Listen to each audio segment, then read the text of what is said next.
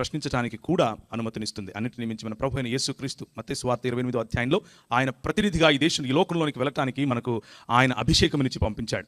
ఆ అభిషేకము కారణంగా మనం నోరు విప్పి మాట్లాడాలి. ఒకానొక సమయంలో మరి అపోస్తలుల కార్యం 6వ అధ్యాయంలో ఎలా ఉంటుందంటే Stephen was full of grace and full of holy spirit అని ఉంటుంది. అంటే స్టెఫెను పరిశుద్ధాత్మతోను మరియు కృపచేతను నిండి ఉన్నాడు అని ఉంటుంది. When he spoke people could not resist him అని ఉంటుంది. అంటే ఆయన మాట్లాడినప్పుడు ఆయన వాగ్దాటిని, ఆయన సత్యం పలుకుతున్నాడు అన్న ఆ సత్యాన్ని నిలువరించడానికి ప్రజలకు శక్తి చాలలేదు. ఇది దేవుడి వాక్యముకున్నటువంటి శక్తి, స్టెఫెనుకున్నటువంటి శక్తి కాదు.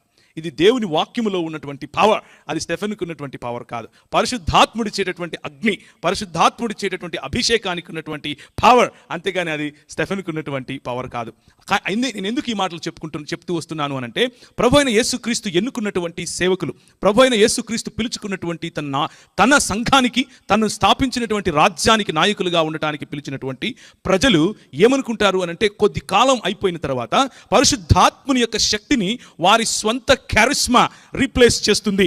దానికి బదులుగా, పరిశుద్ధాత్మునికి బదులుగా నా సొంత ఆలోచనలు, నా సొంత వాగ్దాటి, నాకున్నటువంటి మేధస్సు, నాకున్నటువంటి జ్ఞానం, దాన్ని నేను నా సొంత బలంతో చేయగలను అని అనుకుని పొరపడి క్రైస్తవ సంఘ విభజనకు, క్రైస్తవ సంఘాన్ని మెల్లిమెల్లిగా నిర్వీర్యం చేయటానికి సాతాను చేతిలో పావులుగా మారిపోతూ ఉంటారు. ఒక విషయం చూద్దాం. మొదటి తిమోతికి రాసినటువంటి పత్రిక 4వ అధ్యాయము, తిమోతికి రాసినటువంటి మొదటి పత్రిక 4వ అధ్యాయం 11 నుంచి నేను చదువుతున్నాను. జాగ్రత్తగా మీ బైబిల్లో చూసుకుని అనుసరించాల్సిందిగా కోరుతున్నాను. ఈ సంగతులను ఆజ్ఞాపించి బోధించుము. నీ యవ్వనమును బట్టి ఎవడు నిన్ను తృణీకరింపనీయకుము గాని మాటలలోను, ప్రవర్తనలోను, ప్రేమలోను, విశ్వాసములోను, పవిత్రతలోను విశ్వాసులకు మాదిరిగా ఉండుము.